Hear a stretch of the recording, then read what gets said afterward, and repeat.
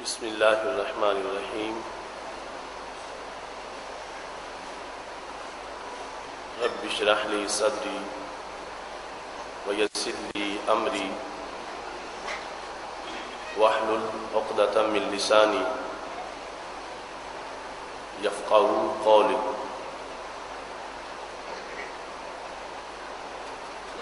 الحمد للہ وحدہ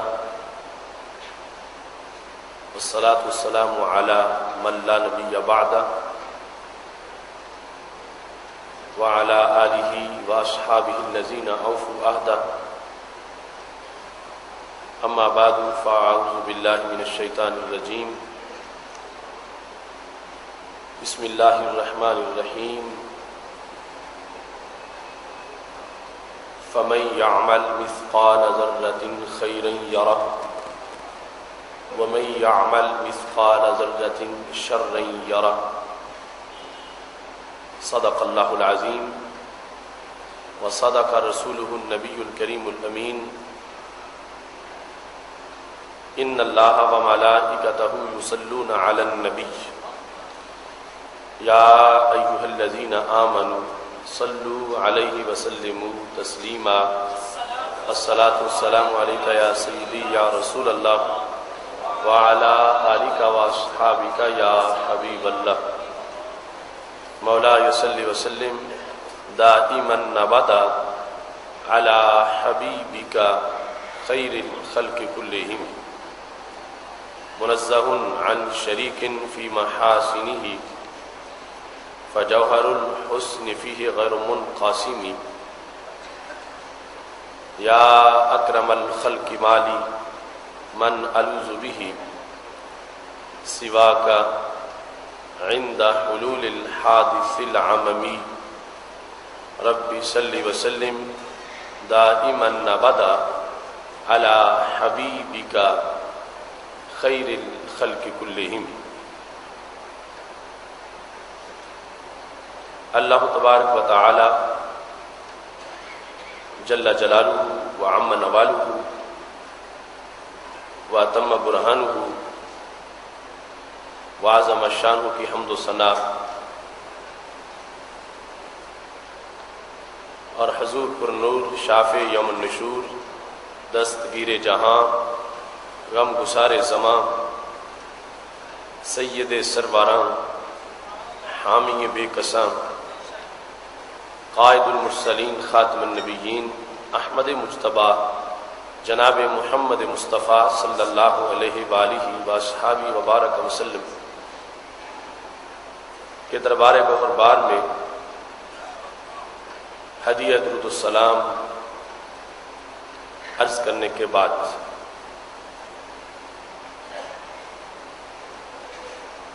وارثان منبر و محراب، ارباب فکر و دانش،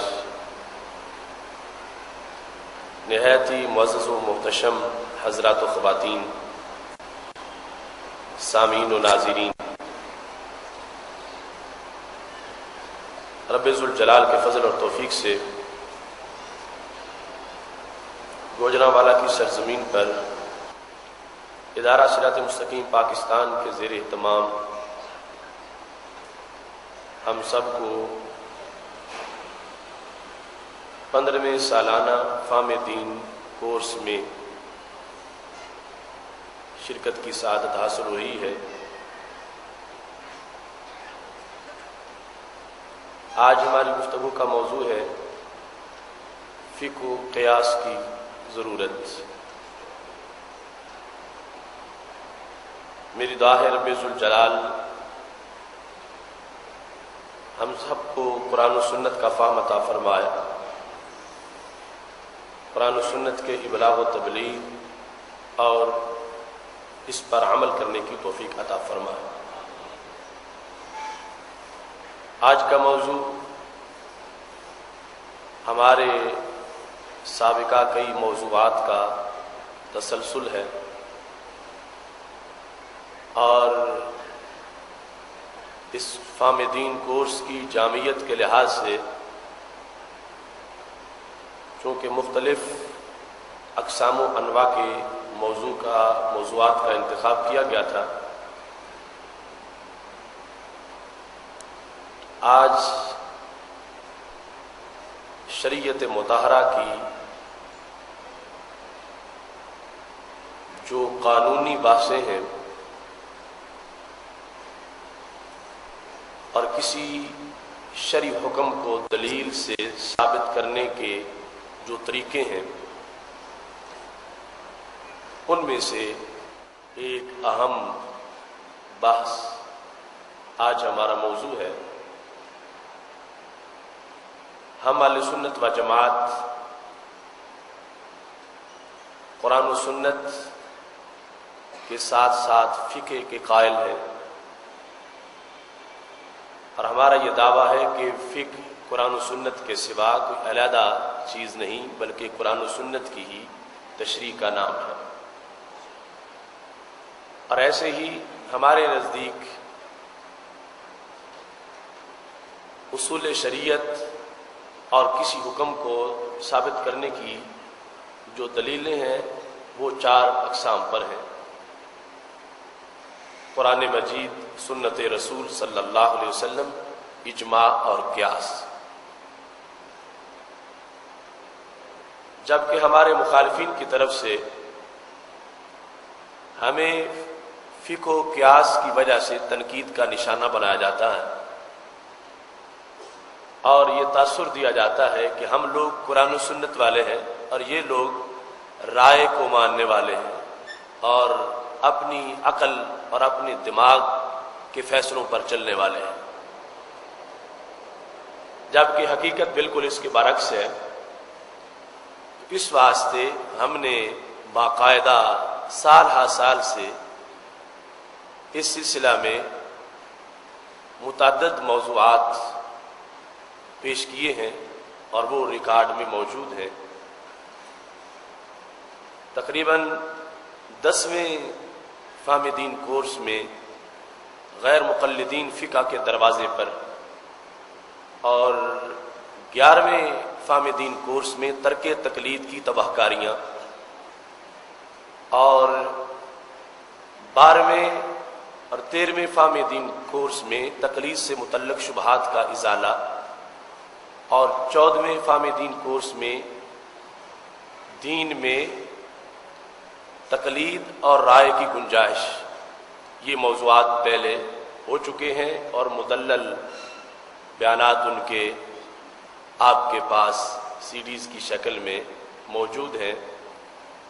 آپ کے سٹال پر آپ کو ہر وقت میسر ہے۔ آج کا موضوع بھی اسی سلسلے کا ایک اگلا سٹیپ ہے کہ فقہ و قیاس کی ضرورت۔ ہم اس بات کو انشاءاللہ ثابت کریں گے کہ یہ راستہ جس پر جمہور امت قائم ہے، چونکہ امت فقہ مالکی یا فقہ حنفی یا فقہ حنبلی یا فقہ شافعی جس سے بھی تعلق رکھتی ہے، وہ سارے ایک نقطے پر متفق ہیں کہ ضرورت فقہ ہے اور ضرورت قیاس ہے، اور پھر یہ ضرورت اس کا پیچھے ایک پس منظر ہے، اور خود رسول اللہ صلی اللہ علیہ وسلم نے ایسے طریقے امت کو سکھائے ہیں، صحابہ کرام علیہم رضوان اس طریقے پر کاربند رہے ہیں، اور آگے امت کی ہر صدی کے اندر یہ دستور رہا ہے کہ فقہ و قیاس کو ہمیشہ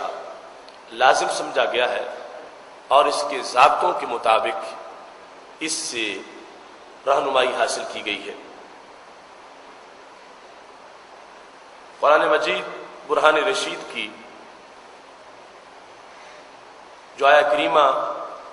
میں نے آپ حضرات کے سامنے تلاوت کی ہے، رب ذوالجلال ارشاد فرماتا ہے: فَمَن يَعْمَلْ مِثْقَالَ ذَرَّةٍ خَيْرًا يَرَهُ، who has done good and items weight,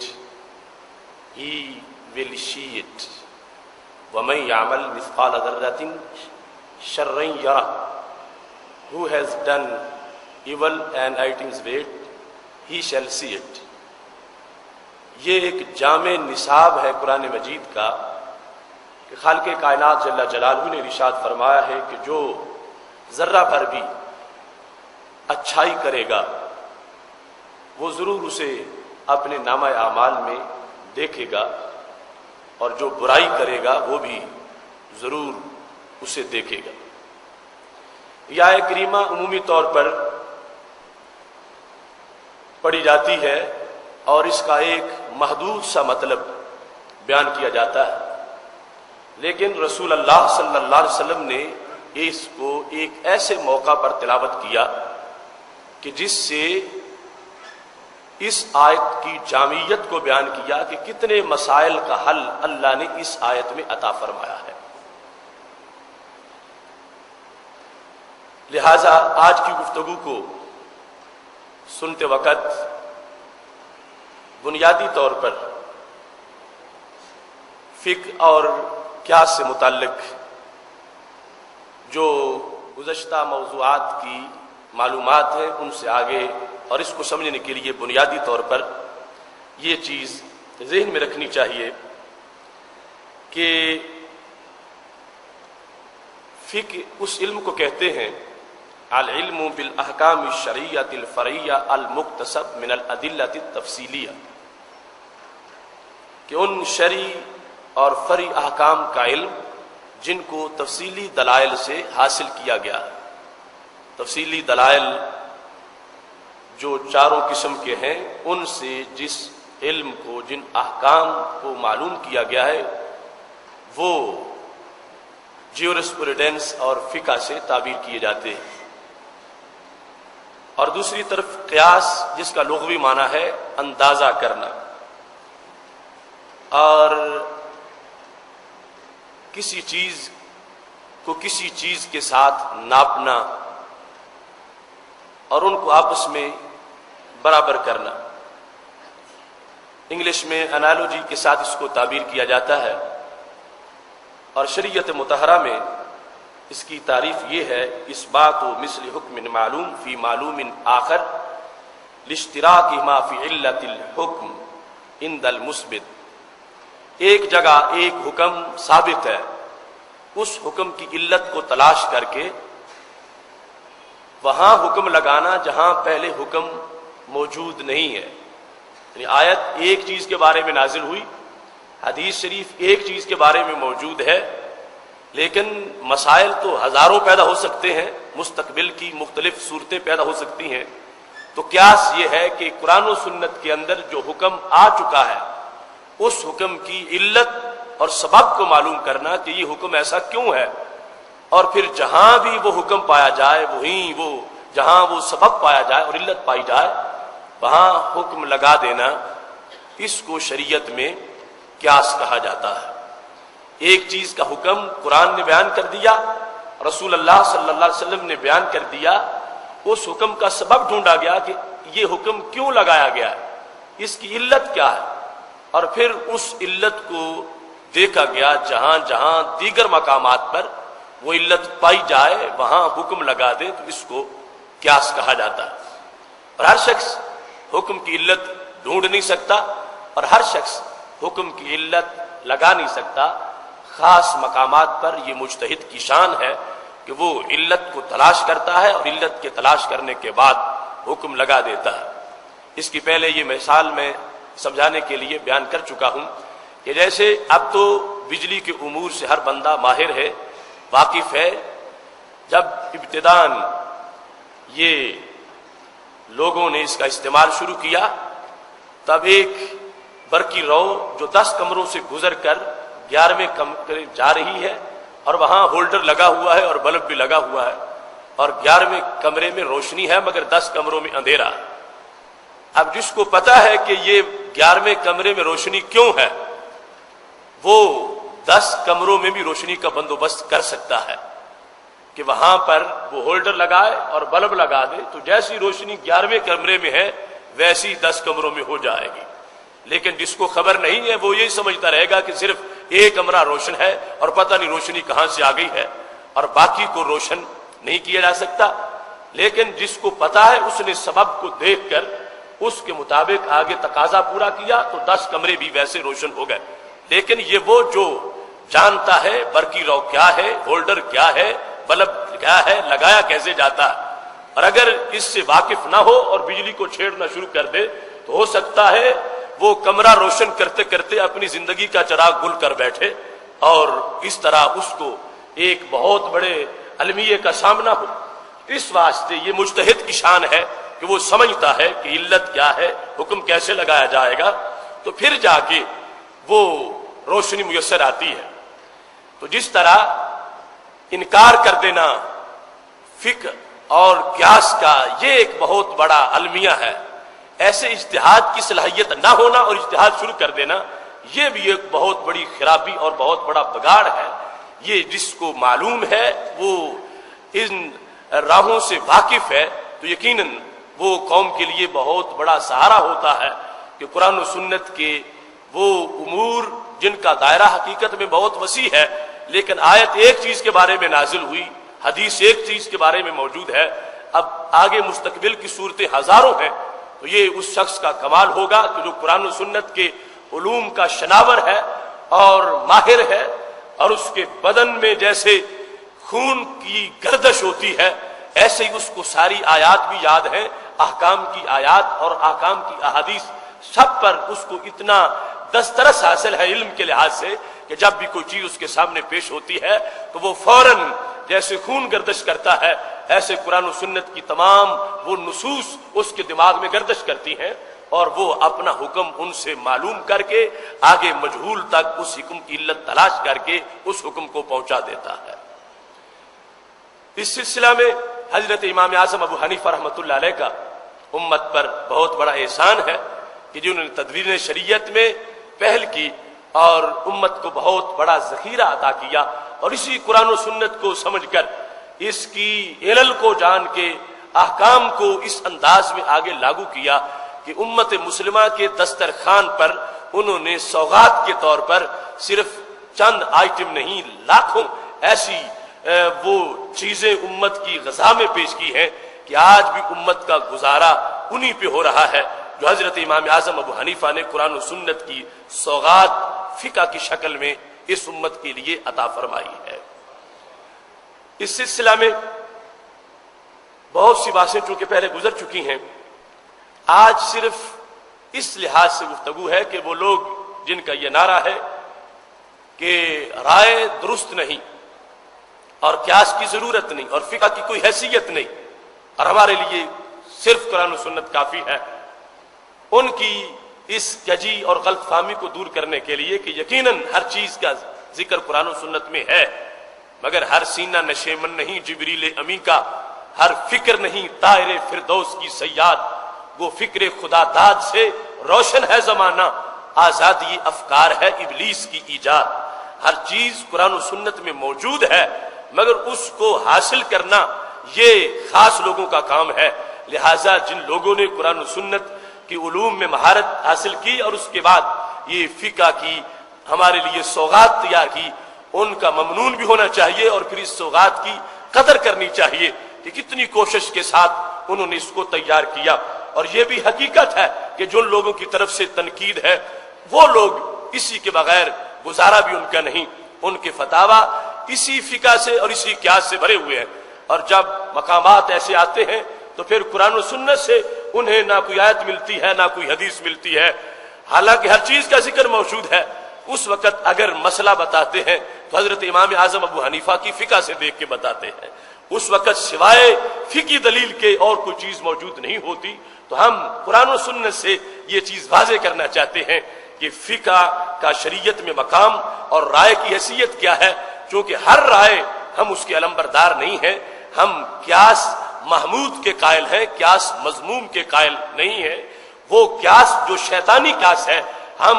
اس کے مخالف ہیں، اور جو قیاس رحمانی قیاس ہے اور قرآن و سنت کے تقاضوں کے مطابق ہے اس قیاس کے احناف اور تمام امت کے فقہا کا کسی فقہ سے ان کا تعلق ہو وہ اس کے علمبردار ہیں۔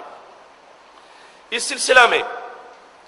سید عالم نور مجسم شفیع معظم صلی اللہ علیہ وسلم کا ایک فرمان آپ کے سامنے بخاری شریف سے پیش کرتا ہوں کہ کس انداز میں رسول اللہ صلی اللہ علیہ وسلم نے رائے کو استعمال کرنے کا طریقہ بتایا اور اپنی امت کے لیے قیاس کے دروازے کھولے۔ جو بخاری شریف کی جلد نمبر 1 ہے اور صفحہ نمبر 319 ہے۔ سید عالم نور مجسم شفیع معظم صلی اللہ علیہ وسلم حدیث شریف میں گھوڑے کی اقسام بیان کر رہے ہیں۔ حضرت سیدنا ابو ہریرہ رضی اللہ تعالیٰ عنہ راوی ہے۔ رسول اللہ صلی اللہ علیہ وسلم نے ارشاد فرمایا الخیل لرجل اجر ولرجل ستر وعلی رجل وزر۔ ایک گھوڑا ایسا ہے جو بندے کے لیے اجر ہے، نیکی ہے، ثواب ہی ثواب ہے۔ دوسرا گھوڑا وہ ہے جو بندے کی پردہ پوشی کرتا ہے، بندے کے لیے پردہ ہے، اس کا گھوڑے کی وجہ سے سفید پوش ہونا یہ اس کی حیثیت برقرار ہے۔ اور تیسرا گھوڑا وہ ہے کہ جو بندے کے لیے گناہ ہی گناہ اور بندے کے لیے بوجھ ہے، عذاب ہی عذاب ہے۔ پھر رسول اللہ صلی اللہ علیہ وسلم نے آگے اقسام بیان کی۔ رسول اللہ صلی اللہ علیہ وسلم ارشاد فرماتے ہیں وہ گھوڑا جو بندے کے لیے اجر کی حیثیت رکھتا ہے وہ کون سا گھوڑا ہے؟ فرمایا رابطھا فی سبیل اللہ، جو کسی نے اللہ کے راستے میں رکھا ہوا جہاد کی نیت سے کہ جب بھی اسلام کو ضرورت پڑے گی اس کو پیش کروں گا، اور اپنی کوئی اس کے ساتھ اس کی منفعت متعلق نہیں ہے، صرف اسلام کے پیش نظر اس نے گھوڑا رکھا ہے اور اس کو چراگاہ میں باندھ رکھا ہے۔ فما اصابت فی تیلھا ذالک من المرج او الروض کانت لہ حسنات۔ تو رسول اللہ صلی اللہ علیہ وسلم فرماتے ہیں وہ گھوڑا جہاد کی نیت سے جو ہے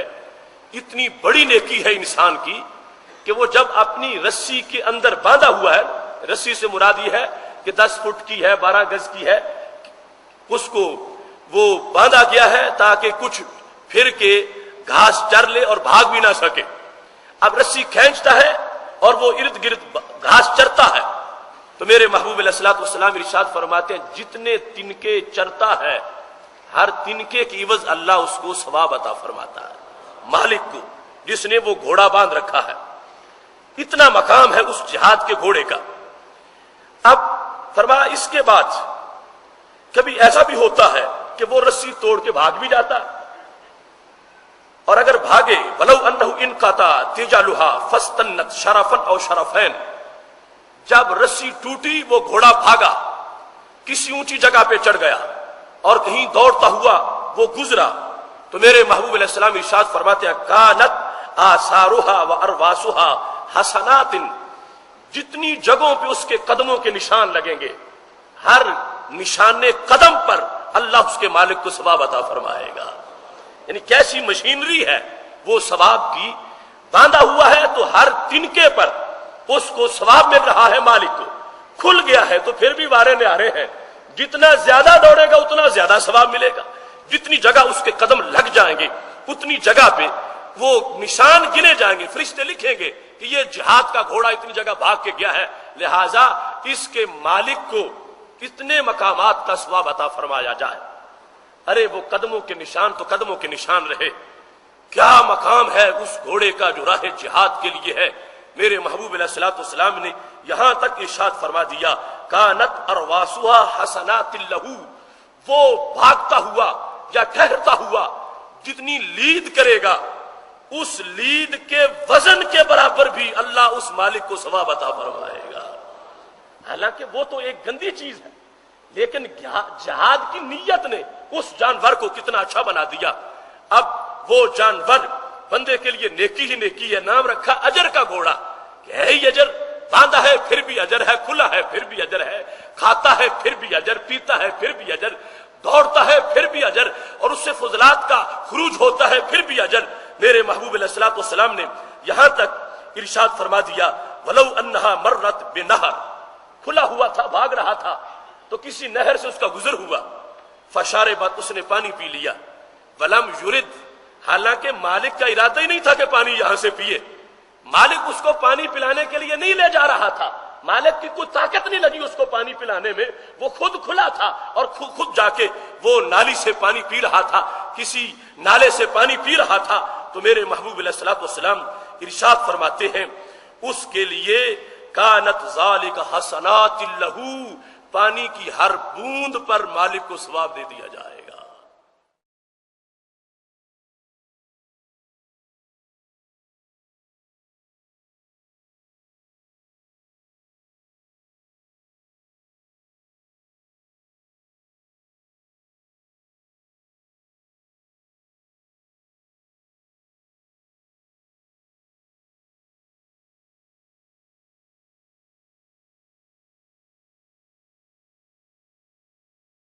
کتنا ضروری ہے جہاد کا راستہ اور کتنی برکتیں ہیں جہاد کی جو فساد نہ ہو، اور کتنے اس کے مقامات ہیں کہ ایک جانور جو اشرف المخلوقات نہیں ہے مگر اشرف المخلوقات اور خیر الامت کے ایک فرد نے اس جانور کو جہاد کے لیے رکھ لیا ہے، اب اس کو اس حد تک اجر بنا دیا گیا ہے، اس کا کھانا بھی اجر، اس کا پینا بھی اجر، اس کا چلنا پھرنا ہر چیز اجر ہی اجر ہے۔ تو یہاں یہ بات سوچنا کتنا بڑا آسان ہے کہ جب ایک گھوڑا جو جہاد کے لیے ہو اس کا اتنا بڑا مقام ہے، تو ڈاکٹر عبد القدیر جیسے لوگ جو حقیقتاً جہاد کے لیے امت کو حوصلہ بخش رہے ہوں یا ایسی ایجادات میں اپنا وقت لگا رہے ہوں، تو کتنا بڑا کار ثواب ہوگا اس ملت اور قوم کے لیے کہ جو ایسے لوگوں کو ایسے امور کے لیے تیار کرتے ہیں اور ان کو ایسے امور جو ہیں وہ تفویض کر دیے جاتے ہیں اور سپرد کر دیے جاتے ہیں۔ اور پھر یہاں سے یہ بات بھی پتہ چل گئی، وہ لوگ جنہیں بھول ہے آج تک، وہ کہتے ہیں کہ ولی کے بھی دو ہاتھ ہیں، ہمارے بھی دو ہاتھ ہیں، ہماری سوسائٹی کا وہ انسان ہے، ہم اور اس میں فرق کیا ہو سکتا ہے؟ ارے جو ان جغرافیائی حدود پر پہرا دینے کے لیے ایک جانور پالا جائے، اس جانور کا اتنا بڑا مقام ہے، اور جو بندے کی دل کی حدود پر پہرا دینے والی ذوات ہیں اور انسان کی روحانیت کو بقا دے کر اور ملت اسلام کی جو نظریاتی حدود ہیں ان پر پہرا دینے والی شخصیات ہیں، کیا ان کے ساتھ کوئی اپنا موازنہ کر سکتا ہے یا کوئی ان کی ہم پلہ ہو سکتا ہے؟ وہ ظاہری جہاد اور زمین کی جو جغرافیائی حدیں ہیں ان کی حفاظت کے لیے ایک جانور لیکن اس کو راہ حق کے لیے رکھا گیا، اس کا مقابلہ کرنا مشکل ہو رہا ہے اور کوئی جانور اس کے ساتھ نہیں ملایا جا سکتا۔ تو یہ تو جہاد اصغر والے ہیں، تو جو جہاد اکبر کے مجاہدین ہیں ان کی بھلا پھر برابری کون کر سکتا ہے؟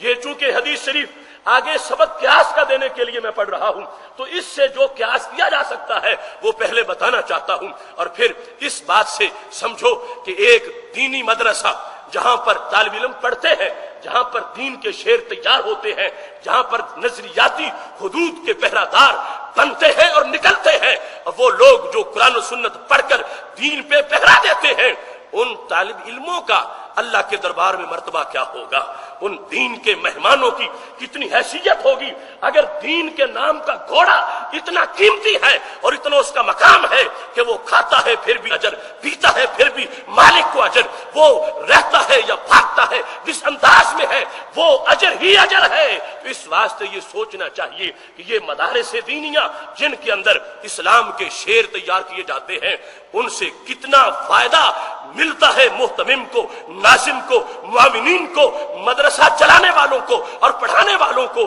کہ وہ لوگ جو اس مقصد کے لیے جنہوں نے اپنی زندگی وقف کر دی ہے اور اس مقصد کے لیے وہ اپنے آپ کو پیش کر چکے ہیں، لہٰذا ان کا کھانا، ان کا پینا، ان کی ہر ادا اس کو دیکھنا اور پھر یہ جہاد کے گھوڑے کی حیثیت کو دیکھ کر آگے قیاس کرنا، اس سے پتہ چلے گا تو پھر ہر انسان یہ سمجھے گا کہ شاید اتنی بڑی نیکی اور کہاں میسر آئے گی جتنی بڑی نیکی ایک شخص کو، اپنے بچے کو یا کسی کے بچے کو پڑھا کے دین کا ماہر بنا دینا، یہ اس جہاد کے گھوڑے سے 1000 مرتبہ اونچا مقام ہے۔ محتشم سامعین حضرات، میرے محبوب علیہ الصلوۃ والسلام نے ساتھ دو دوسرے گھوڑوں کا بھی ذکر کیا، اجمالاً ان کا بھی ذکر کر دوں۔ فرمایا دوسرا گھوڑا وہ کیسا گھوڑا ہے؟ وہ ستر ہے، بندے کی پردہ پوشی کرتا، یہ اس سے لگتا ہے کہ بندہ اچھا خاصا کھاتا پیتا، اس کی ریا کی نیت نہیں، لیکن گھوڑا اس کی پردہ پوشی کرتا ہے۔ وہ گھوڑا اس نے رکھا ہے تغنیاں و تعففا، تاکہ وقت پر کسی سے مانگنا نہ پڑے، میں سوال کرنے سے بچ جاؤں اور میرا مال بنا رہے، اور ساتھ لم ینسا حق اللہ فی رکابہا ولا ظہورہا، لیکن جب بھی اسلام کو ضرورت پڑتی ہے وہ اپنی ذاتی سواری جو رکھی نہیں تھی جہاد کے لیے مگر جہاد کے لیے پیش کر دیتا ہے، ویسے اپنی ضرورت کے لیے ہے، اپنے کام کے لیے ہے، لیکن بوقت ضرورت جہاد کے لیے بھی دے دیتا ہے، اس حق کو بھولتا نہیں ہے۔ تو میرے محبوب علیہ السلام فرماتے ہیں یہ پہلے گھوڑے جیسا تو نہیں مگر بندے کے لیے نقصان دہ بھی نہیں ہے، اس سے یقیناً اس بندے کے لیے یہ ہے کہ وہ پردہ بن گیا ہے، اس بندے کے لیے ایک اس کی اچھے تشخص کو ابھارتا ہے، اور وہ گھوڑا بھی اس کے لیے مضر اور نقصان دہ نہیں ہے۔ تیسرے نمبر پر فرمایا ایک گھوڑا ہے وزر جو کہ بوجھ ہی بوجھ ہے، وہ کون سا؟ ربطھا فخرا ورياء ونواء لأہل الاسلام، وہ گھوڑا جو کافر نے رکھا فخر کے لیے، ریا کے لیے، تکبر کے لیے، اور اہل اسلام سے دشمنی کے لیے، اسلام کے خلاف چلنے والا جو گھوڑا ہے وہ فرمایا وہ وزر ہے، وہ بوجھ ہے مالک پر، یا جس نے صرف تکبر کے لیے گھوڑا رکھ لیا ہے، مسلمان ہے اور ریاکاری کے لیے گھوڑا رکھا ہوا ہے، ریاکاری کے لیے۔ اب گھوڑے پر آپ آج کی سواریوں کو بھی قیاس کر سکتے ہیں کہ ایک شخص کی کار کس نیت کی ہے، دوسرے کی کار کس نیت کی ہے، پھر جیسے وہاں گھوڑا چراگاہ میں ہے ایسے یہاں کار ورک شاپ میں ہے، اور جیسے وہاں پر گھوڑے کی حیثیات ہیں ایسے ہی پھر کار کی بھی حیثیات ہیں۔ تو میرے محبوب علیہ الصلوۃ والسلام نے بیان کر دیا ایک سواری اجر ہے، دوسری پردہ ہے، اور تیسری سواری بندے کے لیے بوجھ ہے، وہ بوجھ والی سواری جو ہے اس سے بچنے کا حکم دیا گیا۔ اب جس وقت ہمارے آقا صلی اللہ علیہ وسلم نے گھوڑے کا یہ لفظ بول کر یہ 3 قسمیں بیان کی تو صحابہ کرام علیہم رضوان نے پوچھا سئل رسول اللہ صلی اللہ علیہ وسلم عن الحمر، یا رسول اللہ صلی اللہ علیہ وسلم گھوڑے کی تو آپ نے 3 قسمیں بیان فرمائی، گدھے کے بارے میں بیان فرما، گدھے کی کتنی قسمیں ہیں، گدھے کے بارے میں بھی ارشاد فرما دو۔ تو جب میرے محبوب علیہ الصلوۃ والسلام نے یہ سوال سنا تو آپ نے امت کے لیے قیاس کا دروازہ کھولا اور طریقہ بیان کیا۔ میرے محبوب علیہ الصلوۃ والسلام فرمانے لگے ما انزل علی فیہا شیء، گدھے کے بارے میں مجھ پر کوئی آیت نہیں اتری، میں نے تمہیں گھوڑے کے بارے میں بتا دیا ہے اور تم نے گدھے کے بارے میں پوچھا، ہو سکتا ہے گدھے کے بارے میں بتا رہتے تو خچر کے بارے میں صحابہ پوچھ لیتے، یہ سوال آگے چلتا رہتا۔ تو میرے محبوب علیہ الصلوۃ والسلام بتانا چاہتے ہیں کہ دین کلی امور کا نام ہوتا ہے، آگے جزیات خود تم معلوم کر لینا، ہر چیز جزی جزی کہ اس کا حکم کیا ہے میں کلی تمہیں بتا دیتا ہوں، تم اپنے جزی معاملات خود نکالنا۔ اور یہ ٹریننگ تھی قیاس کرنے کی اور فقہ تیار کرنے کی۔ میرے محبوب علیہ الصلوۃ والسلام نے فرمایا گھوڑے کے بارے میں مجھ سے پوچھ رہے ہو، گھوڑے کے بارے میں مجھ پر کوئی اور آیت نہیں اتری، ہاں ایک آیت ہے جس سے جو چاہو گے حکم معلوم کر لو گے، اور مجھ پر کچھ نہیں اترا، ایک آیت ایسی ہے کہ میں تم پہ پڑھتا ہوں ما انزل علی فیہا شیء الا ھذی الآیۃ الجامعۃ الفاضلہ، فرمایا اور مجھ پہ کچھ نہیں اترا اس سلسلہ میں، ایک آیت مجھ پہ اتری ہے اور وہ ایک آیت ہی کافی ہے، فرمایا وہ آیت پڑھتے جاؤ، اپنے اپنے حکم معلوم کرتے جاؤ۔ کیا آیت ہے؟ فرمایا فاضلہ، وہ آیت بڑی جامعہ ہے، ایک آیت ہے اور بڑی جامعہ ہے۔ کون سی؟ جو میں نے خطبے میں پڑھی، یہ میرے محبوب علیہ السلام نے جواب میں پڑھی، فرمایا فَمَن يَعْمَلْ مِثْقَالَ ذَرَّةٍ خَيْرٍ يَرَهُ وَمَن يَعْمَلْ مِثْقَالَ ذَرَّةٍ شَرًّا يَرَهُ۔ میرے صحابہ جدا جدا ضرورت نہیں گدھے کے بارے میں پوچھنے کی، جدا جدا ضرورت نہیں خچر کے بارے میں پوچھنے کی، جدا جدا ضرورت نہیں اونٹ کے بارے میں پوچھنے کی، میں نے ایک بیان کر دیا، آگے تم قیاس کرتے جاؤ۔ یہی مسئلہ اونٹ کا بھی ہے، یہی مسئلہ گدھے کا بھی ہے۔ میں تمہارے سامنے قرآن پیش کر رہا ہوں، خالق کائنات جل جلالہ ارشاد فرماتا ہے جو ایک رائی کے برابر بھی نیکی کرے گا رب اس کو ضائع نہیں ہونے دے گا، بندہ اس نیکی کو دیکھے گا، اور جو شر کرنے والا ہے وہ بھی کل قیامت کو وہ دیکھنے والا ہے۔ فرمایا اس آیت کو پڑھتے جاؤ اور اپنے مسائل کو اس آیت کی روشنی میں حل کرتے چلے جاؤ۔ یہ طریقہ تھا رائے اور قیاس کا، ورنہ اگر اجازت نہ ہوتی تو میرے نبی علیہ السلام فرماتے جتنا میں بتاؤں اتنا آگے بیان کرو، اگر میں نے گدھوں کے بارے میں نہیں بیان کیا تم چپ رہو، کسی کو کچھ نہ بتاؤ، اگر میں نے اونٹ کا نام نہیں لیا تو جتنا کہا اتنا بتاؤ۔ لیکن میرے محبوب علیہ السلام نے فرمایا میں نے ایک ہی بتانا تھا، باقی سب تم نے آگے سمجھانا ہے۔ تم اس آیت کو پڑھتے جاؤ اور اس آیت کو آگے پیش کرتے جاؤ. جب اللہ نے یہ ضابطہ دے دیا ہے نیکی کے کام میں ہر چیز پر جدا آیت ڈھونڈنے کی ضرورت نہیں ہے، تو اس آیت نے جو انداز ہے ہمارے مخالفین کا اس کو بالکل مسترد کر دیا. کوئی کہتا ہے اذان سے پہلے کی جدا آیت دکھاؤ، کوئی کہتا نہیں اذان کے بعد کی بھی جدا آیت دکھاؤ، کوئی کہتا ہے جو سلام پڑھتے ہو جمعے کے بعد اس کی جدا آیت دکھاؤ، کوئی کہتا ہے فلاں وقت جو دعا مانگتے ہو اس کی جدا آیت دکھاؤ. تو میرے محبوب علیہ السلام فرماتے نہیں، قال ربکم ادعونی استجب لکم، ایک آیت کافی ہے،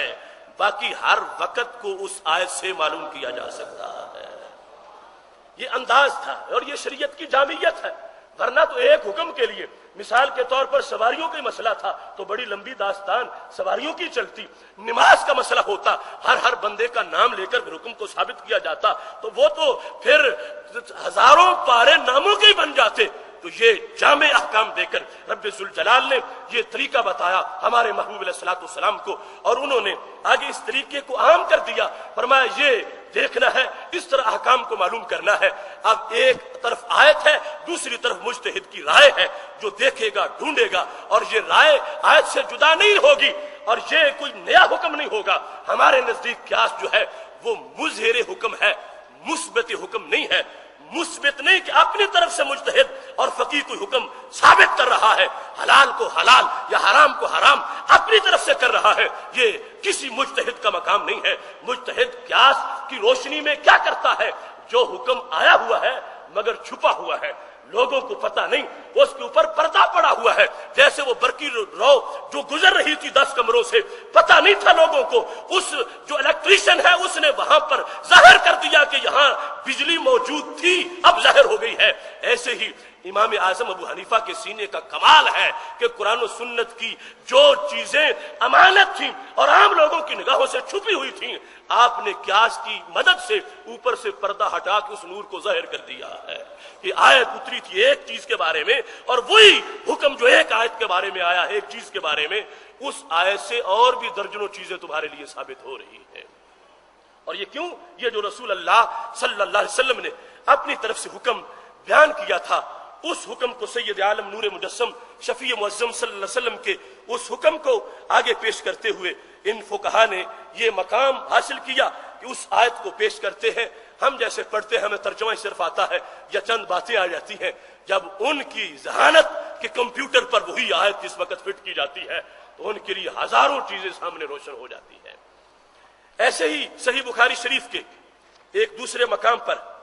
سید عالم نور مجسم شفیع معظم صلی اللہ علیہ وسلم کے صحابہ کرام کا طرز عمل موجود ہے، اور یہ صفحہ نمبر 165 ہے بخاری شریف میں. سید عالم نور مجسم شفیع معظم صلی اللہ علیہ وسلم کی ایک حدیث سن کر صحابی اس پر اپنی کمنٹری کرتے ہیں. حالانکہ کون ہے جو حدیث کے ساتھ اضافہ کرے اور کون ہے جو نبی علیہ السلام کے فرمان کے ساتھ کوئی اور پچر لگا؟ لیکن صحابی آدھا جملہ نبی علیہ السلام کا بولتے ہیں اور آدھا جملہ ساتھ اپنا لگاتے ہیں، اور لگا کر رب کا شکر ادا کرتے ہیں کہ میں نے کوئی خلاف شرع بات نہیں کی، میں نے شریعت کی بات کی ہے. اب دیکھیں حضرت عبداللہ بن مسعود رضی اللہ تعالیٰ عنہ جو شریعت مطہرہ کے بہت بڑے حامی اور بہت بڑے علمبردار ہیں اور صحابہ میں جو اجل فقہا ہیں ان میں آپ کا شمار ہوتا ہے. آپ فرماتے ہیں قال رسول اللہ صلی اللہ علیہ وسلم من مات یشرک باللہ دخل النار، کہ میں نے نبی علیہ الصلوۃ والسلام سے یہ سنا ہے کہ ہمارے محبوب علیہ الصلوۃ والسلام ارشاد فرما رہے تھے کہ جو بندہ شرک کرتا ہوا مر گیا وہ جہنمی ہے. من مات یشرک باللہ دخل النار، جو حالت شرک کے میں مر گیا، توبہ نہیں اس نے کی، مشرک تھا اسی حالت میں مر گیا، کلمہ اس نے نہیں پڑھا، تو وہ کیا ہے؟ جہنمی ہے. بخاری شریف میں اتنی حدیث پیش کر کے حضرت عبداللہ بن مسعود کیا کہتے ہیں؟ کہتے ہیں قل تو انا، وہ تو سرکار نے کہا اور یہ میں کہتا ہوں. قل تو انا، یہ میں کہتا ہوں. کیا؟ من مات لا یشرک باللہ شیئا دخل الجنہ، جو شرک کے بغیر رہا اور توحید کے عقیدے پہ چلا گیا وہ جنت میں داخل ہو جائے گا. اب بات یہ کرنے کی ہے کہ ایک غیر نبی کا مقام کیا ہے کہ وہ اللہ کے نبی صلی اللہ علیہ وسلم کی بات کے ساتھ اپنی بات ملائے اور کہے یہ تو وہ فرماتے ہیں اور یہ آگے میں کہتا ہوں، اور بات کوئی معمولی سی نہیں، بات ہے جنت کے فیصلے کی، اور بات ہے جنت میں جانے کی۔ اور اس انداز میں حضرت عبداللہ بن مسعود رضی اللہ تعالیٰ عنہ یہ لفظ بول کے کیا فرماتے ہیں، قل تو آنا، میں کہتا ہوں، میں کہتا ہوں، یہ حضرت عبداللہ بن مسعود کا کہنا، میں کہتا ہوں، یہ اس بات کی وضاحت ہے کہ میرے کہنے میں نسبت میری طرف ہے، قول میرے محبوب ہی کا ہے۔ نبی علیہ الصلوۃ والسلام جب یہ فرما رہے ہیں کہ جو مشرک مرے گا جہنم میں جائے گا، تو اس سے میں یہ سوچ کے کہہ سکتا ہوں، اگرچہ سرکار نے یہ لفظ اس وقت نہیں بولے، یہ لفظ میرے ہیں مگر یہ شریعت کے ہیں، کیونکہ سرکار کے فرمان پر قیاس کر رہا ہوں، نبی علیہ الصلوۃ والسلام کے فرمان سے اپنی رائے اور سوچ سے یہ مسئلہ نکال رہا ہوں۔ اگر مشرک نے جہنم میں جانا ہے تو ابن مسعود کہنے لگے پھر توحید پرست نے جنت میں جانا ہے۔ اب کہاں سے بات چلی؟ حکم کیسے معلوم ہوا؟ حکم اسی علت کی بنیاد پر اور سبب کی بنیاد پر کہ مجتہد جس کو تلاش کرتا ہے اور اس حکم کو دیکھ کر ہر حکم کی پیچھے سبب دیکھتا ہے، اس کی علت بیس اس حکم کی کیا ہے، اور پھر اس کو تلاش کر کے اپنی طرف سے حکم لگانے میں کوئی قباحت نہیں ہے۔ اب حضرت عبداللہ بن مسعود رضی اللہ تعالیٰ عنہ جنتی ہونے کا حکم لگا رہے ہیں، مگر ان کو یہ نہیں کہا جائے گا کہ انہوں نے نبوت کا دعویٰ کر دیا معاذ اللہ، یا اپنی طرف سے کوئی انہوں نے شریعت کی حدود سے تجاوز کیا ہے، نہیں، انہوں نے یہ دیکھا ہے کہ نبی علیہ السلام کی حکم کی علت کیا ہے، سبب کیا ہے۔ جہنم جانے کا سبب جب شرک کو بیان کیا تو جہاں پھر شرک نہیں ہوگا وہاں یہ حکم بھی نہیں ہوگا، تو اس واسطے جہاں توحید ہوگی وہاں رب ذوالجلال ان بندوں کو اپنی طرف سے جنت عطا فرمائے گا۔ تیسرے مقام پر اس کی ان دونوں مقامات سے زیادہ تفصیل ہے، جس میں سید عالم نور مجسم شفیع معظم صلی اللہ علیہ وسلم کے صحابہ کرام علیہم رضوان نے اپنی طرف سے شریعت مطہرہ کے جو نصاب مرتب کیے ہیں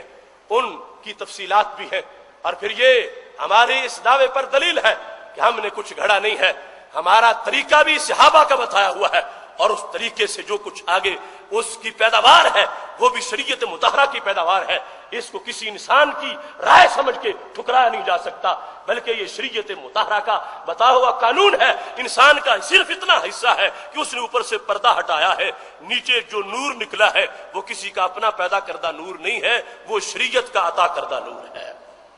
اس سلسلہ میں حضرت عبداللہ بن مسعود رضی اللہ تعالیٰ عنہ کے پاس جو لوگوں کا ایک مسئلہ پیش ہوا، اور وہ مسئلہ عجیب انداز کا مسئلہ تھا۔ صحابہ کرام علیہم رضوان جو پوچھنے آئے ہیں، تابعین جو پوچھنے آئے ہیں، انہیں وہ مسئلہ معلوم نہیں، اس واسطے حضرت عبداللہ بن مسعود رضی اللہ تعالیٰ عنہ سے مسئلہ پوچھا ہے۔ صورتحال یہ ہے کہ ایک انسان جو ہے اس نے شادی کی، اپنی عورت سے نکاح کیا، اور ابھی ہم بستری نہیں ہوئی تھی کہ اس کا انتقال ہو گیا، اور حق مہر معین نہیں ہوا تھا، تو کیا عورت کو حق مہر اس کے ورثے سے ملے گا یا نہیں ملے گا؟ یہ ابن ماجہ میں باقاعدہ اس کا پورا باب موجود ہے، اور یہ کتاب ابن ماجہ یہ تمہارے سامنے میں پیش کر رہا ہوں، جس کے اندر رسول اللہ صلی اللہ علیہ وسلم کا یہ فرمان حدیث نمبر 2116 حدیث نمبر ہے، جہاں پر تفصیل کے ساتھ اس کو بیان کیا گیا کہ ایک انسان کی یہ صورتحال، صورت مسئلہ، اب جو پوچھنے والے ان کے لحاظ سے نئی صورتحال کہ ایک انسان ہے، اس نے شادی کی ہے، نکاح کے وقت حق مہر معین نہیں ہوا، اور اس کے بعد اگر زندہ رہتا تو پھر مہر مثلی کا حکم ہوتا، لیکن وہ تو فوت ہو چکا ہے، اور ابھی اس کی بیوی کے ساتھ، یعنی بیوی کی رخصتی نہیں ہوئی، مطلب یہ ہے کہ وہ ہم بستری نہیں ہوئی، اور وہ خامد جو ہے وہ فوت ہو گیا ہے۔ اس صورتحال میں کیا اس کی اس منکوحہ کو جس کا صرف نکاح ہی ہوا ہے اس انسان کے ورثے سے حصہ ملے گا یا نہیں ملے گا؟ مسئلہ اتنا سیریس تھا کہ حضرت عبداللہ بن مسعود رضی اللہ تعالیٰ عنہ سے جس وقت یہ پوچھا گیا تو آپ نے فرمایا لوگوں کل آنا، میں سوچ کے بتاؤں گا۔ اب دیکھو نا، بڑی ذمہ داری ہے۔ آج لوگ سمجھتے ہیں کہ اگر کسی نے مسئلہ پوچھا ہے، پوچھنے والے بھی چاہتے ہیں ابھی ہمیں پتا چلے، اور بتانے والے بھی سمجھتے ہیں کہ ابھی نہ بتایا تو یہ کہیں گے ان کو آتا نہیں۔ حضرت عبداللہ بن مسعود رضی اللہ تعالیٰ عنہ نے کہا نہیں، کل آنا۔ کل آئے، فرمایا پرسوں آنا، پھر آئے، فرمایا ایک دن بعد آنا۔ یہ ابو داؤد میں موجود ہے، پورا مہینہ گزر گیا۔ میں سوچ رہا ہوں ضمیر مطمئن ہوگا تو بتاؤں گا، ورنہ نہیں بتاؤں گا۔ اب دورے صحابہ علیہم رضوان ہے، کہاں ہیں وہ لوگ جو کہتے ہیں کہ ہم براہ راست قرآن سے حاصل کریں گے اور براہ راست سنت سے حاصل کریں گے؟ یہاں پر صحابی ہے اور 1 مہینہ گزر گیا اس مسئلے میں اور کہتے ہیں کل آنا پھر بتاؤں گا پھر بتاؤں گا۔ مسئلہ یہ ہے کہ وہ عورت سے شادی ہوئی انسان کی اور ابھی وہ ہم بستری نہیں ہوئی تھی، خاوند فوت ہو گیا، حق مہر معین نہیں تھا، کیا عورت کا حصہ ہے اس کے ورثے میں؟ یعنی حق مہر ملے گا اور باقی وراثت کے لحاظ سے یا کتنا ملے گا، کیا ہوگا؟ حضرت عبداللہ بن مسعود رضی اللہ تعالیٰ عنہ مہینہ سوچتے رہے، اب دلائل ڈھونڈ رہے ہیں، اگر واضح لکھا ہوتا، واضح حدیث معلوم ہوتی تو 1 منٹ نہ لگاتے، فوراً بتاتے کہ یہ حدیث میں لکھا اور یہ قرآن میں ہے، یہ تم جا کے اپنا مسئلہ اس کی روشنی میں حل کر لو۔ لیکن مہینہ گزر جانے کے بعد جب وہ پوچھنے والے آئے، اب فاختلفوا الیہ شہرا، 1 مہینہ وہ آتے رہے اور نہ وہ اگتا ہے نہ ابن مسعود اگتا ہے۔ یعنی آج لوگ اگر ان کو آنا پڑ جائے 3-4 مرتبہ تو وہ کہتے ہیں اب ہمیں تو کوئی مسئلہ بتا ہی نہیں رہا۔ فاختلفوا الیہ شہرا، 1 مہینہ آتے رہے۔ حضرت عبداللہ بن مسعود رضی اللہ تعالی عنہ نے اس کے بعد یہ کہا، انی اقول فیہا، میں تمہیں اب مسئلہ بتاتا ہوں، ان لہا صداقہ کا صداق نسائہا لا واقص ولا شططا، اس عورت کو مہر ملے گا اس خامند کے ورثے سے جو مر گیا۔ کتنا ملے گا؟ فرما مہر مثلی ملے گا۔ مثلی کا مطلب کیا ہے؟ جتنا اس کی ہمشیرہ کا مہر ہے، جتنا اس کی پھوپھی کا مہر ہے، وہ تو طے شدہ ہے، مہر مثلی اس کو دیا جائے گا، اگرچہ جس نے دینا تھا اس نے معین نہیں کیا، آپ پوچھ نہیں سکتے، وہ مر گیا ہے، دنیا سے چلا گیا ہے۔ ابن مسعود کہنے لگے میں تمہیں مسئلہ بتا رہا ہوں، اس عورت کو اپنے خامد کے اس ترکہ سے مہر بھی ملے گا اور وہ مہر اس کی مثل جو اس کی رشتہ دار عورتیں ہیں ان جتنا اس کو مہر ملے گا، لا واقص ولا شططا، واقص کا معنی کم نہیں ملے گا، شطط کا معنی زائد نہیں ملے گا، جتنا ہے مہر مثلی اتنا مہر دیا جائے گا۔ اور پھر فرما ان لہا المیراث، اس کو وراثت سے بھی حصہ ملے گا، وہ اس کا خامند جو فوت ہوا، وعلیہ العدہ، اس نے عدت بھی گزارنی ہے، اگرچہ رخصتی نہیں ہوئی تھی، یعنی اس معنی میں کہ ہم بستری نہیں ہوئی تھی، عدت اس پر لازم ہے، عدت بھی گزارے گی، اپنے خامند کے ورثے سے حصہ بھی پائے گی اور ساتھ اس کو مہر مثلی بھی ملے گا۔ جس وقت یہ بیان کر چکے جملہ کیا بولتے ہیں، کہنے لگے ان یکو ثوابا فمن اللہ، اگر مسئلہ میں نے ٹھیک بتایا تو اللہ کی طرف سے ہے، اگر میں نے ٹھیک بتایا تو پھر یہ میرا کمال نہیں، یہ میرے رب کا کمال ہے کہ قرآن میں لکھا نہیں تھا، سنت میں موجود نہیں تھا، میرے علم کے مطابق میں نے اپنی رائے سے بیان کیا، کوئی وحی نہیں اتری، دروازہ بند ہو چکا وحی کا میرے محبوب علیہ السلام کے جانے کے ساتھ۔ ابھی ابن مسعود شریعت بیان کر رہے ہیں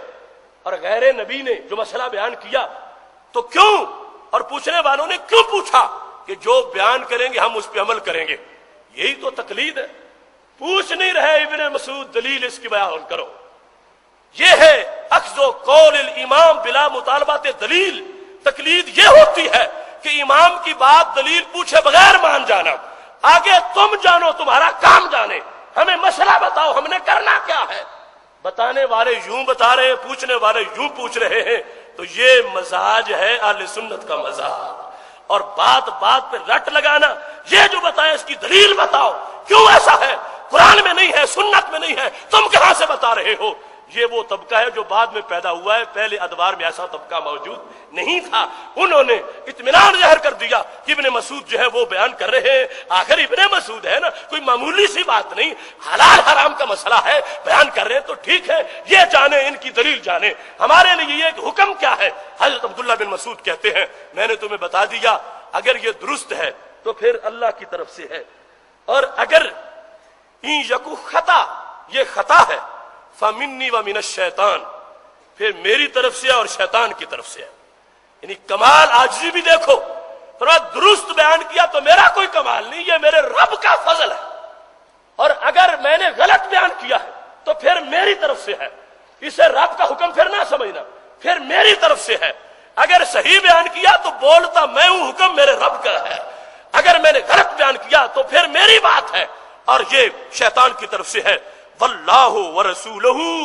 بریان، اللہ اور رسول اس سے بری ہیں. اگر میں نے غلط بیان کیا تو اللہ اور رسول صلی اللہ علیہ وسلم اس سے بری ہیں. اور ساری بحث سمٹ کے اس ایک حدیث سے سمجھی جا سکتی ہے. اگر قرآن و سنت کے بارے میں یہ نعرہ لوگوں کا کہ سب کچھ ہے، ہمیں اور کسی چیز کی ضرورت نہیں ہے، تو کیا یہ ابن مسعود سے زیادہ عالم ہے قرآن کے؟ ابن مسعود رضی اللہ تعالیٰ عنہ سے زیادہ مہارت ہے حدیث میں؟ پتا چلتا ہے کہ ایسے چانسز بن جاتے ہیں، ایسے مواقع آ جاتے ہیں، اور ان مواقع پر جس وقت ایک مجتہد جو مجتہد ہو،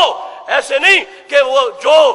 معمولی سی صلاحیت لے کر پھر وہ ہولڈر لگانے والے اور لٹک جانے والی بات ہو جائے گی. یہ مجتہد ہے حقیقت میں اور مسئلہ بیان کر رہا ہے. اس نے جو مسئلہ بیان کیا اور قرآن و سنت کی روشنی میں بیان کیا تو اس کو یہ شریعت مطہرہ کا حکم کہا جائے گا کہ لوگوں کے لیے چھپا ہوا تھا، حقیقت میں شریعت کا ہی ہے. لوگوں کو پتا نہیں تھا. اس مجتہد نے اوپر سے پردہ ہٹایا ہے، نیچے سے مسئلہ نظر آنا شروع ہو گیا ہے.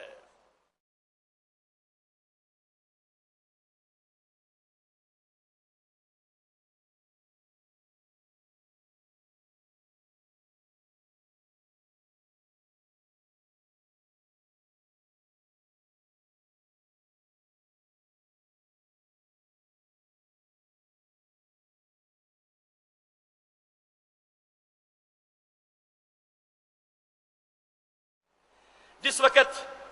یہ بیان کیا حضرت عبداللہ بن مسعود رضی اللہ تعالیٰ عنہ نے تو مجمع میں قبیلہ اشجع کے کچھ لوگ بیٹھے تھے. ایک کا نام حضرت جراح ہے اور دوسرے کا نام حضرت ابو سنان ہے. اب دیکھو اتفاق کیسا بنتا ہے. قالو، انہوں نے کہا، یا ابن مسعود نحن نشهد ان رسول اللہ صلی اللہ علیہ وسلم قضاها فینا فی بروا بنت واسق. ہم گواہی دیتے ہیں کہ تم نے جو بتایا سچ بتایا ہے. ہمارے پاس اس سلسلہ میں حدیث بھی موجود ہے. ہم اشجع قبیلے کے لوگ ہیں. ہمارا آدمی تھا جس کا نام ہلال بن مرہ اشجعی تھا. وہ ایسے اس کی شادی ہوئی تھی اور حق مار اس نے معین نہیں کیا تھا، اور شادی اس کی بروا بنت واشق کے ساتھ ہوئی تھی. بروا بنت واشق زندہ تھی اور خامد فوت ہو گیا تھا، حق مہر معین نہیں ہوا تھا، اور میرے نبی علیہ السلام کے پاس مسئلہ آ گیا تھا. تو وہ دونوں کہنے لگے، ہم پاس موجود تھے. رسول اللہ صلی اللہ علیہ وسلم نے بروا بنت واشق کو کہا، تیرا خامد اگرچہ تو اس کے گھر اس انداز میں نہیں پہنچی کہ وہ ہم بستری کا عمل ہوتا، لیکن میری شریعت یہ فیصلہ کر رہی ہے کہ تجھے اپنے خامد کے ترکے سے مہر مثلی دیا جائے گا اور وراثت ملے گی. لہذا وہ اشجع قبیلہ کے لوگ کہنے لگے، ابن مسعود مبارک ہو تجھے، تم نے اپنی رائے سے سوچ کے بتایا ہے، لیکن ہم نے حدیث میں بھی یوں ہی اسی مسئلے کو پایا ہے. اب حدیث سامنے آ گئی، لیکن رائے کا جو مقام تھا وہ ظاہر ہو گیا. اور اس پر حضرت عبداللہ بن مسعود رضی اللہ تعالیٰ عنہ کی کیفیت کیا تھی؟ پاس بیٹھنے والے کہتے ہیں، فارحہ عبداللہ بن مسعود فرحن شدیدہ، اتنے خوش ہوئے کہ یہ زندگی کا بہت بڑا خوشی کا دن تھا. ہین قضاؤہ وافق قضاء رسول اللہ صلی اللہ علیہ وسلم، جب آپ کا فیصلہ نبی علیہ السلام کے فیصلے کے عین مطابق ہو گیا. اپنی سوچ سے فیصلہ کیا ہے، حدیث معلوم نہیں تھی، مگر بعد میں حدیث جب ملی تو اس فیصلے میں اور اس حدیث میں کوئی فرق موجود نہیں تھا. تو ابن مسعود اللہ کا شکر ادا کر رہے تھے کہ خالق کائنات نے مجھے کیسی سوچ دی ہے. اپنی سوچ سے سوچا تھا مگر ہو بہو یوں نکلا ہے جیسے نبی علیہ السلام کی زبان سے مسئلہ نکل رہا ہے. تو محترم سامعین حضرات، اب اس صورتحال میں جس وقت رائے سے آگے پیداوار بنتی ہے تو اس کو، یعنی رائے تو ایک دلیل ہے، قرآن سنت اجماع اور قیاس، ان کی مشترکہ دلائل سے جو چیز تیار ہوتی ہے اس کو پھر فقہ کے ساتھ تعبیر کیا جاتا ہے. اور شریعت مطہرہ میں اس کی مزید تفصیلات ہمارے پاس موجود ہیں، اور اس انداز کی ہر چیز بالکل یوں روشن ہو جائے گی انشاءاللہ جس طرح کہ دوپہر کا سورج چمک رہا ہوتا ہے. سید عالم نور مجسم شفیع معظم صلی اللہ علیہ وسلم کے عظیم صحابی حضرت عمر رضی اللہ تعالیٰ عنہ، جن کو صاحب فکر عمر کہا جاتا ہے، جن کا مقام یہ ہے کہ وہ تجویز پیش کرتے ہیں تو آیات کا نزول ہو جاتا. حضرت عمر رضی اللہ تعالیٰ عنہ، ان کے بارے میں ابن قیم نے اعلام الموقعین کے اندر یہ لکھا ہے کہ سیدنا عمر رضی اللہ تعالیٰ عنہ نے ایک عورت کو اپنی عدالت میں طلب کیا. اس عورت کی کوئی چھوٹی موٹی غلطی ہوگی، بندہ بھیجا کہ اس کو بلا کے لاؤ. تو حضرت عمر رضی اللہ تعالیٰ عنہ کا روب بڑا تھا. اس لیے تو نبی علیہ الصلوۃ والسلام نے حدیث میں یہ فرمایا ہے کہ کوئی مقام بھی ایسا نہیں کہ جہاں شیطان حضرت عمر کو دیکھے اور منہ کے بل نہ گرے. جب بھی شیطان عمر کو دیکھتا ہے تو منہ کے بل جا گرتا ہے. اس عمر کا جلال بڑا ہے. اب جس وقت پیغام بھیجا وہ صنف نازک تھی، ان کو اس پر ایسا دھچکا لگا، حاملہ تھی اور حمل ضائع ہو گیا. حضرت عمر رضی اللہ تعالیٰ عنہ کا پیغام ملنے پر حمل ضائع ہو گیا اس خاتون کا. اب سیدنا عمر رضی اللہ تعالیٰ عنہ کو پتہ چل گیا کہ میری وجہ سے اتنا بڑا نقصان ہو گیا. اب اپنی مجلس شورا کو بلا لیا، میرا فیصلہ کرو. پہلے تو عورت کا مسئلہ تھا، اس کو جو ڈانٹ کرنی تھی اس کی غلطی پر، اب اگر نیا مسئلہ پیدا ہو گیا کہ میری وجہ سے ایک قتل ہو گیا، حمل ضائع ہو گیا، اب بتاؤ میری سزا کیا ہے؟ امیر المومنین حضرت عمر رضی اللہ تعالیٰ عنہ نے جس وقت شورا کی میٹنگ کی، حضرت عثمان غنی رضی اللہ تعالیٰ عنہ، حضرت عبد الرحمن بن عوف رضی اللہ تعالیٰ عنہ اور حضرت علی رضی اللہ تعالیٰ عنہ، یہ تین بطور خاص عشرہ مبشرہ کے ارکان بھی میٹنگ میں موجود ہیں. فرمانے لگے سیدنا عمر رضی اللہ تعالیٰ عنہ میرے لیے حکم کیا ہے؟ تو حضرت عثمان غنی رضی اللہ تعالیٰ عنہ اور حضرت عبد الرحمن بن عوف رضی اللہ تعالیٰ عنہ نے فیصلہ یہ کیا، کہنے لگے انت مؤدب ولا شیء علیک. آپ نے کوئی اس کو مارا تو نہیں، آپ نے تو صرف طلب کیا ہے اسے، اور طلب بھی تعدیب کی خاطر کو اسے ادب سکھانا تھا، اور وہ اس کی کیفیت ایسی بن گئی. آگے مسئلہ یہ پیش آ گیا، لہٰذا یہ دونوں صحابہ کہنے لگے لا شیء علیک، امیر المومنین آپ پر کچھ لازم نہیں آتا، نہ گناہ نہ کوئی دیت، آپ کا کوئی جرم نہیں اس میں. اب یہ دونوں ایک اپنی طرف سے اس مسئلے کا حل پیش کر رہے ہیں اپنی رائے کے ساتھ. حضرت عمر رضی اللہ تعالیٰ عنہ نے کہا علی تم بتاؤ اس مسئلے کا حل کیا ہے، مجھے کیا کرنا چاہیے، مجھے کتنا گناہ ہے، میں کیا ادا کروں اس کے لیے؟ اب دیکھیں جو فرمایا میرے محبوب علیہ الصلوۃ والسلام نے، لو کان بعدی نبی لکان عمر، اگر میرے بعد کوئی نبی بننا ہوتا تو عمر فاروق ہوتے. لیکن ان کی جو اپنی بصیرت ہے وہ اپنی جگہ، وہ چاہتے ہیں کہ میرا فیصلہ کوئی اور کرے، تاکہ یہ نہ ہو کہ امیر المومنین نے اپنا فیصلہ اب خود ہی کر لیا ہے اور خود گنجائش لے گئے ہیں. فرمایا علی تم بتاؤ مجھے اس سلسلہ میں کیا کرنا چاہیے. تو حضرت علی رضی اللہ تعالیٰ نے فرمایا اما المعصم فارجو ان یکون محطوطا عنک، جہاں تک گناہ کا تعلق تو مجھے یہ امید ہے کہ آپ گناہگار نہیں ہوئے، اس بارے میں آپ پر کوئی گناہ نہیں، آپ پر اسم نہیں ہے اس عمل کی وجہ سے کہ آپ نے پیغام بھیجا تھا. اور فرمانے لگے وَأَرَىٰ عَلَيْكَ الدِّيَةَ، مگر آپ کو دیت دینا پڑے گی. آخر ایک انسانی جان ضائع ہو گئی اور آپ سبب بنے، آپ نے پیغام بھیجا اور انسانی جان ضائع ہو گئی. اب دیکھنا آج انسانی حقوق کے علمبردار ان کو کیا خبر، آج سے صدیوں قبل نظام مصطفیٰ صلی اللہ علیہ وسلم کا امیر المومنین اور خلیفہ اور تو اور رہا حمل کے حقوق پر بھی پہرے دے رہا ہے. حضرت علی رضی اللہ تعالیٰ عنہ نے کہا امیر المومنین آپ پر گناہ نہیں ہے، لیکن آپ کو پیسے دینے پڑیں گے، دیت دینی پڑے گی اس حمل کی جو ضائع ہوا. تو حضرت عمر رضی اللہ تعالیٰ عنہ نے جب اس بات کو سنا تو فرمایا میں حضرت علی کے فیصلے کو قبول کرتا ہوں، چونکہ دوسرا فیصلہ اس میں اتہام بھی ہو سکتا تھا کہ اس میں گنجائش سمجھی ہے تو اس پر چلے گئے ہیں. فرمایا جو کچھ حضرت علی نے کہا ہے تو میں اس کو قبول کرتا ہوں. علی جو مجھ پر دیت لازم کر رہے ہیں تو میں دیت دینے کو تیار ہوں. اب اس مقام پر اس بات کو پیش کرنے کا مطلب یہ ہے کہ یہاں پر مسئلہ نیا تھا، عہد نبوی میں ایسا پیش نہیں ہوا تھا. اور لوگ جو کہتے ہیں کہ سب کچھ لکھا ہوا ہے وہ دکھائے کہاں، کس آیت میں یہ لکھا ہوا ہے اور کس حدیث نبوی میں یہ لکھا ہوا ہے. یہ صورتحال کہیں بھی موجود نہیں ہے. ہزار احادیث کے ذخیرے میں ایک نیا مسئلہ پیدا ہوا اور اس پر پھر رائے مانگی گئی. اور اگر غیر نبی کا اجتہاد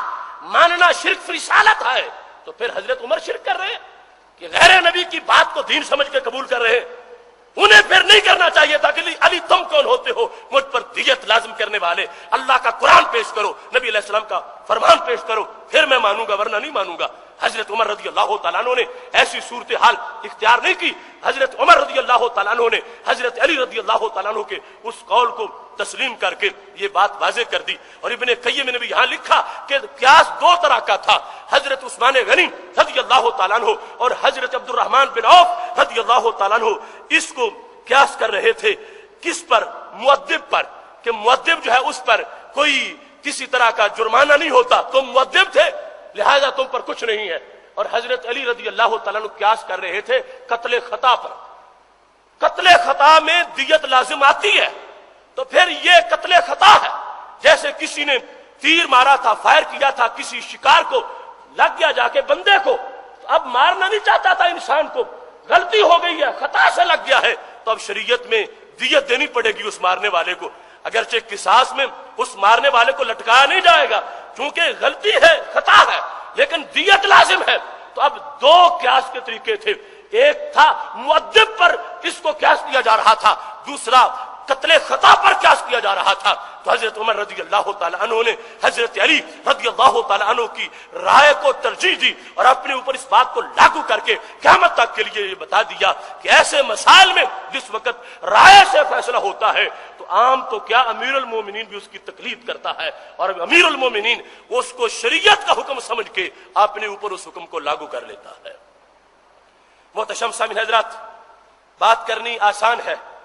وہ 1.5 اینٹ کی مسجد کے وہ مفتی جو امام اعظم کی فقاہت کو چیلنج کرتے ہیں اور اپنے بالکل بونے بونے فتوے دیتے ہیں، نہ قرآن کی آیت آتی ہے نہ کوئی حدیث نظر آتی ہے، اور جہاں تفسیر سے لکھنا چاہیں وہاں فقہ کے بغیر لکھ نہیں سکتے، اور وہاں ہمارے پاس یعنی فرشتے ہیں 50% مسائل ان لوگوں نے اپنی کتابوں میں ہماری فقہ سے دیکھ کے لکھے، ہماری فقہ سے، ہمارے اماموں کے نام سے لکھے، ہماری کتابوں کے حوالے سے لکھے، جس فقہ کو کوس رہے تھے اور جس رائے سے غداری کر رہے تھے اور سرکشی کر رہے تھے، جب مشکل بنی تو اس فقہ کے سوا سہارا کسی نے نہیں دیا، پھر امام اعظم کی فقاہت نے ان کی کشتی کو بحر نکالا ہے۔ یہاں اس بات کو بھی پیش کرنا چاہتا ہوں کہ اس صاحب فکر کے زیر سایہ جو قیاس محمود ہے، اس کو باقاعدہ صحابہ نے بھی دلیل بنایا، تابعین نے بھی دلیل بنایا، اور آگے یہ سلسلہ اس طرح چلتا آیا۔ یہ بھی صحیح بخاری شریف میں موجود ہے کہ جس وقت حضرت ابن سیرین رضی اللہ تعالیٰ عنہ جو کہ تابعین میں سے ہے، انہوں نے مسئلہ بیان کیا، اور مسئلہ آج کے ماحول کا ہے، رمضان شریف کا مسئلہ۔ بخاری شریف کے صفحہ نمبر 258 پر یہ حدیث شریف جلد نمبر 1 میں موجود ہے۔ ابن سیرین سے پوچھا گیا مسواک کرنا حالت روزہ میں، اور مسواک بھی تر ہو، خشک نہ ہو، تر مسواک کیکر کا جس میں رس ہے، کسی تر ٹہنی کا مسواک اگر وہ کوئی بندہ استعمال کرتا ہے حالت روزہ میں، اگرچہ جو رس ہے وہ تھوک رہا ہے، لیکن کیا مسواک جس سے پھر منہ بھی کڑوا ہو جاتا ہے، مسواک کرنا ایسا حالت روزہ میں جائز ہے یا ناجائز ہے؟ تو ابن سیرین نے کہا لا باس بالسواک الرطب، تر مسواک کا کوئی حرج نہیں، تر مسواک کا کوئی حرج نہیں، چونکہ پیچھے مسئلہ چل رہا ہے وکان ابن عمر یستاک اول النہار وآخرہ، حضرت عبداللہ بن عمر رضی اللہ تعالیٰ عنہ حالت روزہ میں پہلے پیر بھی مسواک کر لیتے تھے، پچھلے پیر بھی کر لیتے، یعنی پچھلے پیر جو ایک خدشہ ہے کہ وہ روزے دار کے منہ کی بدبو ضائع نہ ہو جائے،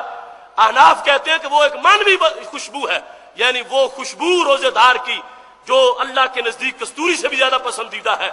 کہیں وہ ضائع نہ ہو جائے۔ شافیوں کے موقف کے مطابق وہ کہتے ہیں پچھلے ٹائم نہ کرو، حضرت عبداللہ بن عمر رضی اللہ تعالیٰ عنہ پہلے ٹائم بھی کر لیتے تھے، پچھلے ٹائم بھی کر لیتے تھے۔ ابھی اسی حالت رمضان کے لحاظ سے ابن سیرین سے پوچھا گیا تر مسواک کا مطلب کیا مسئلہ ہے؟ خشک تو ٹھیک ہے، لیکن تر میں تو تری ہوتی ہے، اس ٹہنی کی رس ہوتا ہے اس میں، اس کے بارے میں کیا ہے؟ انہوں نے فرمایا جو تھوک رہا ہے رس کو تو کوئی حرج نہیں، مسواک کر سکتا۔ پوچھنے والے نے آگے سے سوال کیا کیلا لہو طعم،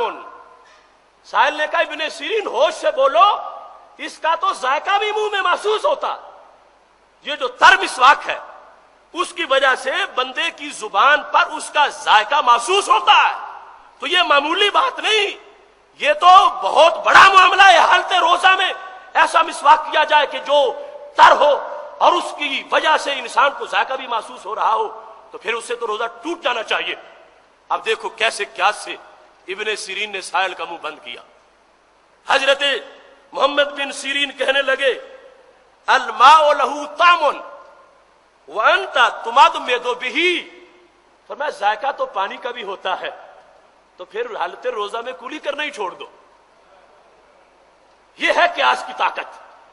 یہ ہے قیاس کی پاور۔ سائل کہہ رہا تھا کہ وہ مسواک تر جو ہے اس سے تو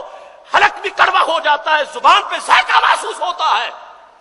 اب ابن سیرین نے جو دروازہ بند کیا تو روشن قیاس کے ساتھ فرمایا پانی کا بھی ذائقہ ہوتا ہے، پانی کا ذائقہ ہوتا ہے، منہ میں ڈالو تو پتہ چلتا ہے کہ یہ پانی کس سرزمین کا ہے، یعنی کھاری ہے، نمکین ہے، کیسا ہے، میٹھا ہے،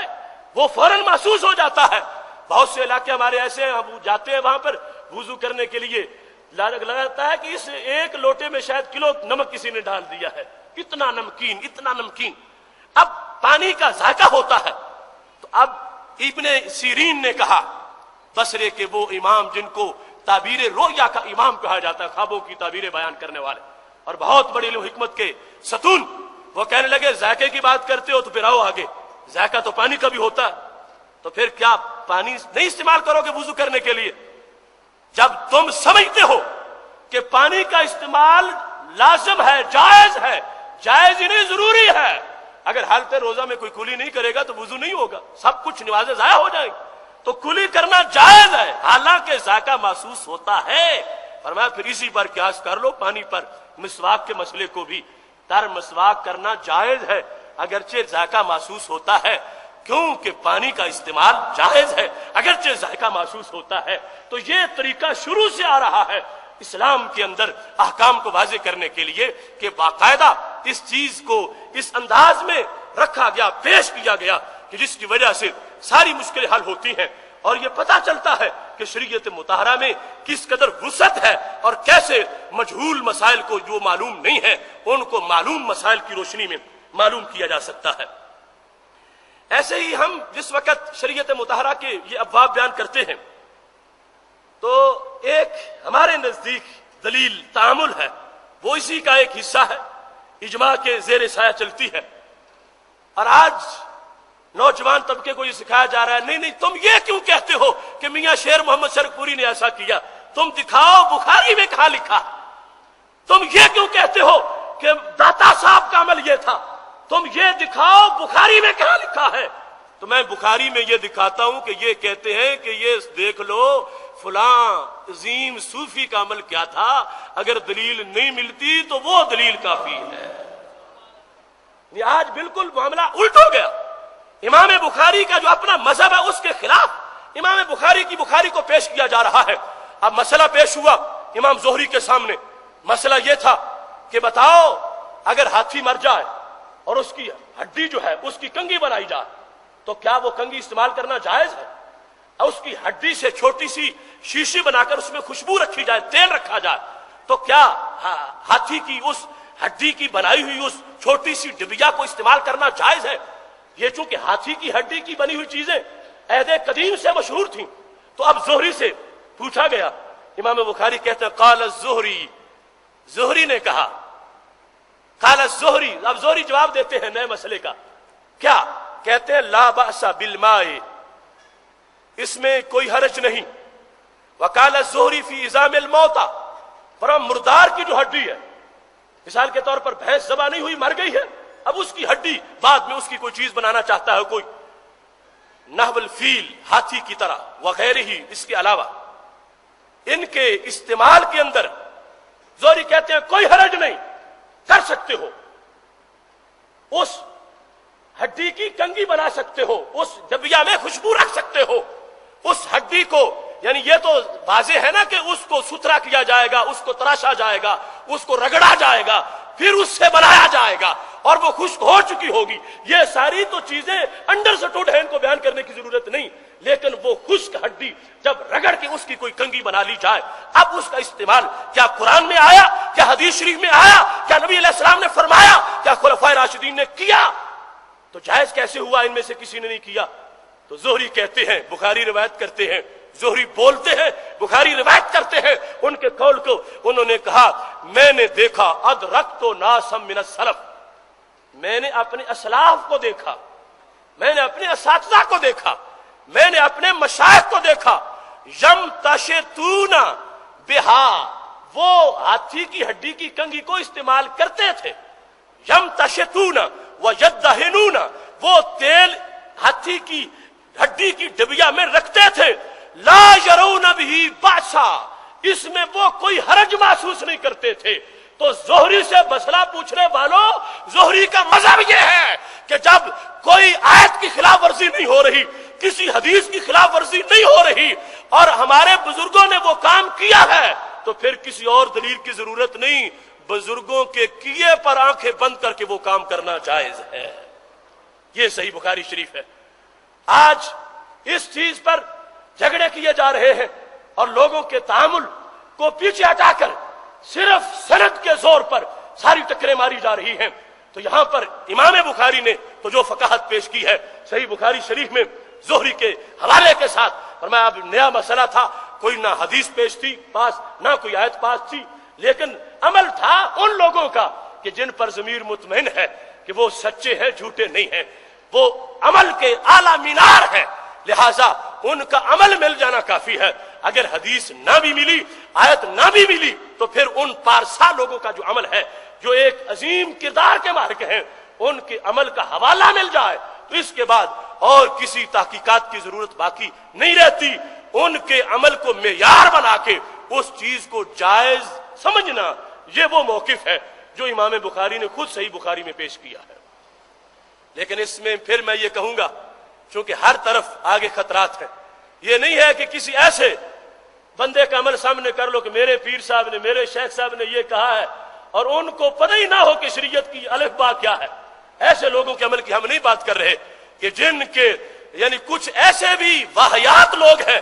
قرآن و سنت کی کوئی حیثیت سامنے نہیں رکھتے، پیر کا فرمان میرے پیش نظر ہے، پیر نے کہہ دیا ہے تو میں کہہ رہا ہوں۔ ایسا قول جو قرآن کے منافی ہے، سنت کے منافی ہے، وہ ہزار پیر بھی کہتے رہیں، ان کی کوئی حیثیت نہیں ہے۔ اس پیر کو ہم پیر ہی نہیں مانتے، ہم اس مقام کی بات کر رہے ہیں کہ جس مقام پر قرآن و سنت میں خاموشی تھی، اور وہ عمل نہ قرآن کے منافی تھا نہ سنت کے منافی تھا، اور وہاں پر ان لوگوں کا عمل پایا گیا جن پر ضمیر مطمئن ہے، نہ وہ ریاکار تھے اور نہ ہی وہ دنیا دار تھے، نہ وہ حوث زر کے مریض تھے، اور نہ ہی ان کی افکار شوگر زدہ افکار تھے، وہ بالکل روشن سلیم العقل اور سلیم الفطرت، وہ صوفیاء، وہ علماء، ان کا عمل جب مل گیا اور اس میں کوئی شریعت کی مخالفت نہیں ہے، اگرچہ اس عمل کی کوئی دلیل نہ بھی ملے، امام بخاری ان کی اس عمل اور تعامل کو بھی ایک دلیل سمجھتے ہوئے پیش کر رہے ہیں کہ اس کے بعد انسان کو کوئی بے چینی نہیں ہونی چاہیے، آنکھیں بند کر کے اس عمل کو کرنا شروع کر دینا چاہیے۔